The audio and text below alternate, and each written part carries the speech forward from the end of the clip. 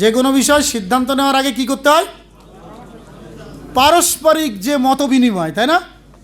সবার কাছ থেকে শোনা, আলোচনা করা, এটাকে কি বলে? পরামর্শ করে, তাই না?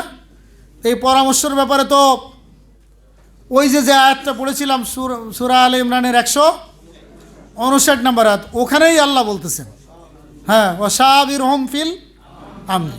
আল্লাহ রাসূল সাল্লাল্লাহু আলাইহি ওয়াসাল্লামকে বলছেন যে তুমি তোমার অধীনস্থ যারা আছে পরামর্শ করে দাও।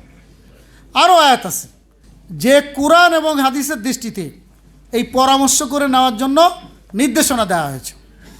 তো এখন এই পরামর্শের ব্যাপারে আমাদের খেয়াল রাখতে হবে। আমাদের এই সংগঠন হলো একটা শুরাই নিজামের ভিত্তিতে চলে, কি ঠিক না? পরামর্শের আলোকে চলে। কোনো দায়িত্বশীলও কিন্তু স্বেচ্ছাচারী কোনো সিদ্ধান্ত একাকী নিতে পারেন না, কারোর উপরে চাপায় দেন না। অনেক সময় আমরা একটা ভুল করি। আমার একজন থানা সভাপতি আছে, ওয়ার্ড সভাপতি আছে, উনি কোনো একটা বিষয়ে তার যে পরামর্শ বডি আছে তার সাথে আলোচনা করে একটা সিদ্ধান্ত নিলেন। ওই সিদ্ধান্ত আমার কোনো একজন ভাইয়ের বা বোনের পছন্দ হলো না। তখন উনি বলে কি জানেন, ওই ওয়ার্ড সভাপতি, ওই থানা আমির, আমার ওই রোকন ভাইয়ের উপরে সে প্রচণ্ড রাগান্বিত হয়। হ্যাঁ, উনি আমার প্রতি এরকম অবিচার করেন, এই করেন, সেই করেন। আরে ভাই, উনি কি সিদ্ধান্ত একা নিছে না আলোচনা করে নিছে বলেন তো? সিদ্ধান্ত তো উনি আলোচনা করেই নিছেন, তা আপনি ওনার উপরে খেপেন কেন, রাগেন কেন? এটা তো নাজায়েজ কাজ, এ কাজ করা ঠিক না। এজন্য এটা খেয়াল রাখতে হবে, কেমন? তো এখন পরামর্শ আমরা যদি বলি, আমরা পরামর্শ কিভাবে দিয়ে থাকি? আমরা পরামর্শ কিন্তু দুইভাবে দিয়ে থাকি। কয়ভাবে বলেন তো ভাই? একটা হচ্ছে ব্যক্তিগতভাবে পরামর্শ দিয়ে থাকি, আর একটা হলো কি সামষ্টিকভাবে পরামর্শ দিয়ে থাকি। এটা খেয়াল রাখবেন। তো ব্যক্তিগতভাবে এবং সামষ্টিকভাবে আমরা এই পরামর্শগুলো দিব। এখন পরামর্শ যখন আমরা যেভাবেই দিই না কেন, তখন আমাদের খেয়াল রাখতে হবে কয়েকটা জিনিস। একটা হচ্ছে কি, একটা আছে সুপরামর্শ, আর একটা আছে কি পরামর্শ? কুপরামর্শ। ঠিক আছে? সুপরামর্শ আমরা ইসলামী আন্দোলন সংগঠনের পক্ষ থেকে দিতে থাকব।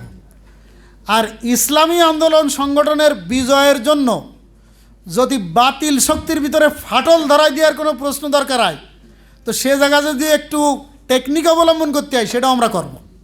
কি ঠিক আছে ব্যাপারটা? হ্যাঁ, ও আল্লাহ রসুলের সুন্নত এটা। তা না হলে ওই রকম বাথরুম কম বানাও, হ্যাঁ, যাতে লাইন দিয়ে দাঁড়ায় থাকতে পারে, কি ঠিক না? কত লোক এখানে আছে, হ্যাঁ, আরও ঘটনা বহু কিছু আছে, সেদিকে যাইতে পারছি না। তো মূল কথা যেটা, সেটা হলো কি, আমরা আমাদের দিনী আন্দোলন সংগঠন ভাইদের ভিতরে ব্যক্তিগতভাবে যে পরামর্শই দিই না কেন, এটা কিন্তু আমরা কল্যাণকামী হয়ে সুপরামর্শ দিব ইনশাল্লাহ, নাকি? আর বৈঠকি পরিবেশেও কি করব, আমরা সুপরামর্শ দিব। এটা খেয়াল রাখবেন। হ্যাঁ, ঘটনা বলতে পারতেছি না, অনেক কিছু ছিল, এটা আমরা মাইনাস রাখলাম। পরামর্শ দেওয়ার ক্ষেত্রে আপনাকে আমাকে একটা জিনিস খেয়াল রাখতে হবে, যে আপনি পরামর্শ দিচ্ছেন কল্যাণের জন্য। তো পরামর্শ রিসিভ করার মতো, গ্রহণ করার মতো এই মানসিকতা বা এনভায়রনমেন্ট আছে কি না? যেখানে সেখানে পরামর্শ দিলে কি পরামর্শ গ্রহণ করা যাবে? যাবে না। যেন স্থান, কাল, পাত্র, অবস্থা ভেদে বুঝে শুনে পরামর্শ দেওয়া লাগবে, কি ঠিক না? তাহলে এই পরামর্শটা কাজে লাগবে। আর একটা জিনিস খেয়াল রাখবেন, বিরাট বিশৃঙ্খলা সংগঠনের মধ্যে ঘটে এই জায়গাটায়, যে আমরা এখানে রোকন সব ভাইরা আছি, সবাই মিলে একটা পরামর্শ দিচ্ছি যে আগামীকাল ডাক বাংলাতে একটা বিশাল মিছিল করতে হবে আমাদের। এখানে আমাদের 3 ভাগের 2 ভাগ রোকন পরামর্শ দিলেন যে ভাই করা দরকার। এক ভাই বা বেশ কয়েকজন রোকন ভাই পরামর্শ দিলেন যে না গেলে এটা হবে। আমরা অধিকাংশের মতামতের ভিত্তিতে দায়িত্বশীল সিদ্ধান্ত নিল যে আগামীকাল আমাদেরকে এই কাজটা করতে হবে। যখন করতে গেলাম, তখন একটা মুসিবত এসে দাঁড়ালো। পুলিশে এসে হামলা করলো, আওয়ামী লীগ, ছাত্রলীগ এসে হামলা করলো। আমাদের প্রোগ্রাম পোস্টপন্ড হয়ে গেল, মানে তছনছ হয়ে গেল। 2 জন ভাই শাহাদাত বরণ করলেন, 50 জন ভাই গ্রেপ্তার হলেন, আর মারাত্মক আহত হলেন 10 জন ভাই। এখন ওই যে 10 জন, 12 জন বা 3 ভাগের 1 ভাগ ভাইয়েরা আপনারা পরামর্শ দিছিলেন যে ওই জায়গা যাওয়া ঠিক হবে না। এইবার তারা যদি এই রকম উচ্চবাচ্য কথাবার্তা বলতে থাকেন যে আমাদের কথাই তো কোনো দাম নেই, চায়রানার দায়িত্বশীল আমাদের কথা শুনবে কেন, ওই কাছাকাছি যারা আছে খালি ওদের কথা শোনে। বুঝতে পারিছেন? এখন 2 জন শহীদ হয়েছ, 10 জন আহত হয়েছ, জেলে গেছ, এইবার ভালো কাজ হয়েছে, বুঝে বেড়াও তোমরা কিরাম ঠেলা। আপনি কি জায়েজ কাজ করলেন না না জায়েজ কাজ করলেন? হ্যাঁ, এটা আমাদের অনেক ভাই করে কিনা তাই বলেন। এটা হারাম কাজ, হারাম হারাম। ঠিক আছে ব্যাপারটা? এ কাজ করা যাবে না। আপনার আর আমার যদি কোনো সিদ্ধান্তের ব্যাপারে সম্মিলিতভাবে আমরা যদি কোনো সিদ্ধান্ত নিই অধিকাংশের মতের ভিত্তিতে, তাহলে আমি যদি ওই মতের বিপক্ষে থাকি, সিদ্ধান্ত নেওয়ার পর আমার দায়িত্ব কি জানেন? আমার দায়িত্ব হচ্ছে যে আমার মতের বাইরে সিদ্ধান্ত হলো, যে সিদ্ধান্ত সংগঠন নিয়েছে ওই সিদ্ধান্ত পালন করার ক্ষেত্রে যদি 1 নাম্বার কেউ ভূমিকা রাখে তাহলে আমি হব সেটা। কি ঠিক না ওটা? আর এর ব্যাপারে আমি কোনো কথা বলবো না। এই কাজটা সংগঠনের ভিতরে বিশৃঙ্খলা তৈরি করে, রোকন হিসেবে আমরা এটা খেয়াল করবো। আপনি প্রত্যেক স্টেজে এটা দেখতে পাবেন, অধিকাংশের মতামতের ভিত্তিতে যে সিদ্ধান্ত হয়ে যাবে, ওই সিদ্ধান্ত যদি ভুলও হয় তা আল্লাহর রহমত তার উপরে আসবে। কি ঠিক আছে ব্যাপারটা? এই দিকটা খেয়াল রাখবেন। সর্বশেষ হলো এতেসাব। একটু আলোচনা বিভিন্ন বক্তারা আলোচনার সময় নিয়ে এসেছিলেন। মহাসভা সংস্কারের উদ্দেশ্যে সমালোচনা করা। আচ্ছা ঠিক আছে, এর মধ্যে শেষ হবে ইনশাল্লাহ। তো এতেসাবের যে বিষয় সংস্কারের উদ্দেশ্যে সমালোচনা, এই কাজটা ইসলামী আন্দোলন সংগঠনের জন্য খুবই গুরুত্বপূর্ণ। আমরা এই কাজটা ভাইয়েরা বোনেরা, ভাই বোনেরা মিলে যদি যথাযথভাবে আঞ্জাম দিতে পারি তাহলে সেই জায়গার সংগঠনটা হবে একটা জান্নাতি সংগঠন। কি ঠিক না? আর এর বাইরে খেয়াল রাখবেন, যেখানে মহাসভার সিস্টেম নেই, এতেসাবের সিস্টেম নেই, সেখানে আসে গিবত, চগলখড়ি, কানাকানি, ফিসফিসানি, একজনের কথা আর একজনের লাগায় বেড়ানো। কি ঠিক না? কথা একটা শুনে যাচাই বাছাই না করে মাঠে ময়দানে পুরো ছাড়া দিয়ে পরিবেশটা কি করে দেওয়া, একেবারে নষ্ট করে দেওয়া। নিঃসন্দেহে ভাইরা আমার, আমরা যারা কেউ কেউ এই কাজটা করে থাকি, আপনাকে বিশ্লেষণ করা দরকার। আপনি কি মুক্তি পাওয়ার জন্য, আল্লাহর সন্তুষ্টি অর্জন করার জন্য, জান্নাত লাভের আশায় এই সংগঠনে এসেছেন, নাকি নিজের কোনো স্বার্থ সিদ্ধি হাসিলের জন্য এখানে এসেছেন? এইটা আমাদের বিচার বিশ্লেষণ করা দরকার আপনার আত্মপর্যালোচনায়, আল্লাহকে সাক্ষী রেখে। ঠিক আছে? এই কাজগুলোর দিকে আমাদের খেয়াল রাখতে হবে। সুতরাং আমাদের ভিতরে থাকবে পরামর্শের পরিবেশ, আর কিসের পরিবেশ? এতেসাবের পরিবেশ। সুযোগ আছে, একজন সহযোগী সদস্য আমাদের আমিরে জামাতকে এতেসাব করার ক্ষমতা রাখে। কি ঠিক না? হ্যাঁ, একজন ভাই যদি এরকম স্কোপ সে পায়, তাহলে কেন তাকে গীবত করে বেড়াতে হবে, আর একজনের সাথে কথা বলতে হবে, একটা আজে বাজে কথা বলে 10 জন 5 জনের একটা গ্রুপিং তৈরি করে ফেলতে হবে? এই কাজগুলো হচ্ছে 100% হারাম। ঠিক বেঠিক বলা দরকার নেই, চুপ করেন। মূল কথা যেটা সেটা হলো যে এটা খেয়াল রাখতে হবে। আমরা এটা কল্পনাও করতে পারি না, আমাদের সংগঠনে। এই জন্য এই জায়গাটা আমাদের বেসিক্যালি এই জায়গাটা খেয়াল রাখতে হবে। এখন এতেসাবের সিস্টেমটা কি? এতেসাবের সিস্টেম, আমাদের যে এতেসাবের সিস্টেম সেটা হলো কোরআন সুন্নাহ ভিত্তিক। আর আওয়ামী লীগ বিএনপি এতেসাব করে তাদের ভিন্ন রকম। হ্যাঁ, এক জায়গার এক সম্মেলন হচ্ছে, দেখলাম কেন্দ্রীয় দায়িত্বশীলরা যুবদলের সম্মেলনে এসে ঘোষণা দিল যে এই অমুক থানার যুবদলের সভাপতি অমুক, সেক্রেটারি অমুক। স্থানীয় আর এক গ্রুপ মানতে পারলো না, দেখলাম যে ওদের ভিতরে পারস্পরিক মহাসভা শুরু হয়ে গেছে। তা আমি খেয়াল করলাম মহাসভা কি, গরামদে প্রথমে বাড়োয়ে কেন্দ্রীয় দায়িত্বশীলের মাথা ফাটাই দিল। বুঝতে পারছেন? সাথে জেলার যারা আইছিল ওদের দাবড়ায় মাঠ পার করে দিল। হ্যাঁ, আর এক গ্রুপ যে মঞ্চ দখল করে ঘোষণা দিল যে ওইটা বাতিল, আমরা যেটা বললাম সেইটাই। এই হলো ভাই ওদের এতেসাব আর মহাসভা, বুঝতে পারছেন? তা আমি আর আপনি এটা কল্পনা করতে পারি কখনো? চিন্তাও করা যায় না, ঠিক আছে? তো আমাদের মহাসভাটা কেমন করে হবে? আমাদের মহাসভা হলো, আমরা প্রথমে ব্যক্তিগতভাবে বলবো। যদি ব্যক্তিগতভাবে বলার পরে ওই ভাই বা বোন সংশোধিত না হন, দায়িত্বশীলের মাধ্যমে তাকে বোঝানোর চেষ্টা করব, কি ঠিক আছে? সেটাও যদি না হয়, তাহলে আমি সামষ্টিক পরিবেশে তাকে আমি মহাসভা করব। কেমন? আজকে একটু পরে মহাসভা হবে ইনশাআল্লাহ, আপনারাও এই সিস্টেম ফলো করবেন। কোনো ভাইকে যদি ব্যক্তিগতভাবে মহাসভা করে না থাকেন, তাহলে অবশ্যই আপনি সামষ্টিকভাবে মহাসভা করতে পারবেন না। তাহলে মহাসভার সিস্টেমটা কি? প্রত্যেক ব্যক্তিরই আল্লাহ মান এবং মর্যাদা সম্মান দিয়েছেন, তাই না?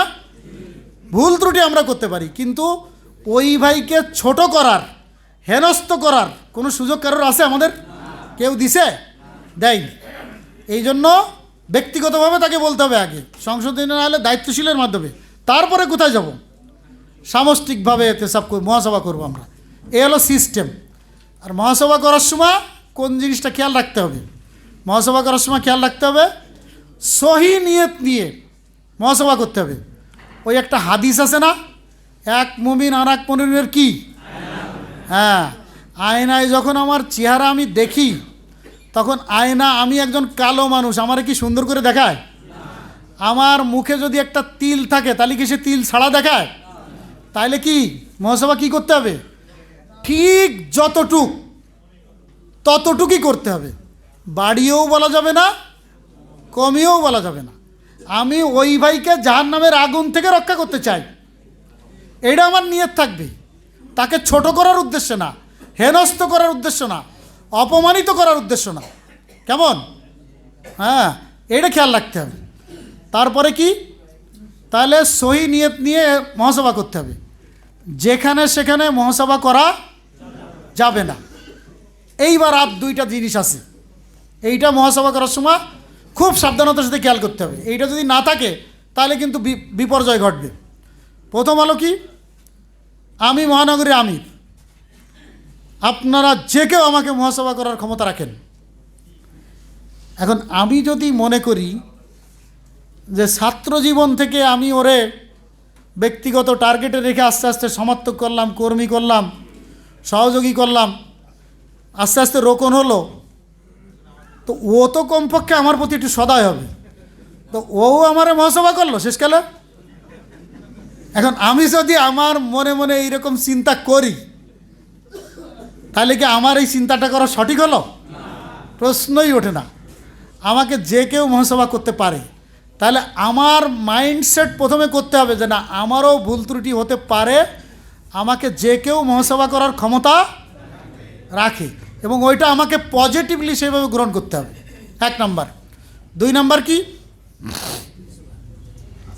মহাসভা যদি সঠিক হয়, কোনো প্রকার ইনিয়ে বিনিয়ে যুক্তি দিয়ে বাইপাস করে এদিক ওদিক যাওয়ার কোনো সুযোগ নেই। মহাসভা সঠিক হলে অকপটে স্বীকার করতে হবে, কি ঠিক না? যে ভাই আপনি যেটা বলেছেন আলহামদুলিল্লাহ সঠিক কথা বলেছেন, আসলে আমার এই ত্রুটিটা আছে বা ছিল, আমি আল্লাহর কাছে তওবা করছি, আপনি আমার ভাই, আমাকে জাহান্নামের আগুন থেকে রক্ষা করেছেন, আপনি আমার জন্য দোয়া করবেন, আপনার এই মহাসভাটাকে আমি গ্রহণ করলাম, আমি আগামী দিন থেকে ইনশাআল্লাহ সতর্ক হয়ে যাব। আর মহাসভা যদি সঠিক না হয়, তাহলে তাকে কি করতে হবে? বুঝিয়ে দিতে হবে, তাকে ব্যাপারটা ক্লিয়ার করে দিতে হবে। কেমন? যে মহাসভা সঠিক না। আর যিনি মহাসভা করলেন, তার জন্য কি করা লাগবে? আমাদের দোয়া করা লাগবে। তো এইভাবে পরস্পরের জন্য যদি আমরা দোয়া করি, মহাসভাটাকে যদি এইভাবে গ্রহণ করি, তাহলে সেখানে একটা জান্নাতি পরিবেশ তৈরি হয় কিনা ভাই? হ্যাঁ, জান্নাতি পরিবেশ তৈরি হয়। সুতরাং আমরা মুক্তি পাওয়ার জন্য এই ইসলামী আন্দোলনে এসেছি, কথা ঠিক তো নাকি? আমাদের আল্লাহকে সাক্ষী রেখে একেবারে কুলিনা সলাতি ওয়া নুসুকি ওয়া মাহইয়া ওয়া মামাতি লিল্লাহি রাব্বিল আলামিন, এই আয়াত পড়ার মধ্য দিয়ে আমরা আমাদের জান এবং মালকে আল্লাহর রাস্তায় কুরবানি করে দেওয়ার জন্য সিদ্ধান্ত নিয়েছি। সুতরাং ভাইরা আমার, আমরা বলতে চাই ত্রুটি বিচ্যুতির ঊর্ধ্বে আমরা কেউ না। কাজ করতে গেলে সমস্যা হবে। আলহামদুলিল্লাহ, খুলনা মহানগরীর আমাদের এই সংগঠনের পরিবেশটা একটি জান্নাতি পরিবেশ। আলহামদুলিল্লাহ, আমার রোকন ভাই এবং বোনেরা পরস্পরের প্রতি সদয়, একজন একজনকে নিয়ে টিম অফ স্পিডে কাজ করে থাকেন। কোথাও কাজ করতে গেলে সামান্য ত্রুটি বিচ্যুতি হয়। যখন যে ত্রুটি বিচ্যুতি আমি দেখব, সাথে সাথে ওই ভাইকে কাছে ডেকে ব্যক্তিগতভাবে বলবো, আর না হলে দায়িত্বশীলের মাধ্যমে বলবো, না হলে সামষ্টিকভাবে বলে সাথে সাথে আমরা সেই ত্রুটিটাকে দূর করে দেওয়ার চেষ্টা করবো ইনশাল্লাহ, তাই না? ওই ত্রুটি মনের মধ্যে জমায় রেখে হিংসা বিদ্বেষের শিকার আমার মনটাকে না করে সাথে সাথেই আমি ইনশাল্লাহ এর সলিউশন করার চেষ্টা করব। আমরা এটা পারবো তো ইনশাল্লাহ, নাকি? এবং খুলনা মহানগরীর এই সংগঠনকে একেবারে আমরা একটি চমৎকার সংগঠনে পরিণত করার মধ্য দিয়ে ইনশাআল্লাহ আগামী দিনের আমাদের উপরে যে দায়িত্ব আছে সেই দায়িত্বটা ইনশাআল্লাহ আমরা যথাযথভাবে পালন করতে পারবো তো ইনশাআল্লাহ, নাকি? তা আল্লাহ আমাদেরকে যথাযথভাবে আনুগত্য, পরামর্শ এবং এই মহাসভার পরিবেশকে মেনটেন করে আমাদের জীবনটাকে সুন্দরভাবে গঠন করার তৌফিক দান করুন। আমিন। আসসালামু আলাইকুম রহমতুল্লাহ। এখন কি ভাই? যে সম্মানিত ভাইরা, আমরা প্রায় শেষের দিকে চলে এসেছি। এখন হচ্ছে যে আলোচনা শেষ করলাম সেই আলোচনারই মূল বিষয়। আমাদের আন্দোলন এবং সংগঠন আলহামদুলিল্লাহ টিকে আছে এই রুহানিয়াত, এই পারস্পরিক সংশোধন, পরামর্শ এবং টিম অফ স্পিড থাকার কারণে। আমরা এই আন্দোলন সংগঠনের সবাই এসেছি মুক্তি পাওয়ার জন্য। এখানে কেউ অন্য কোনো স্বার্থের জন্য আসেনি। আমরা একজন একজনের ভাই, রক্তের সম্পর্ক। ভাইয়ের সাথে পারস্পরিক স্বার্থ সংশ্লিষ্ট দ্বন্দ্ব থাকতে পারে, কিন্তু দ্বীনি আন্দোলন সংগঠনের ভাইয়ের মধ্যে এইরকম কোনো দ্বন্দ্ব নাই। নিঃস্বার্থভাবে একমাত্র আল্লাহর জন্য লিল্লাহিয়াত আমরা একজন একজনকে ভালোবাসি। সেই ভালোবাসার সংগঠন হলো আমাদের এইটা।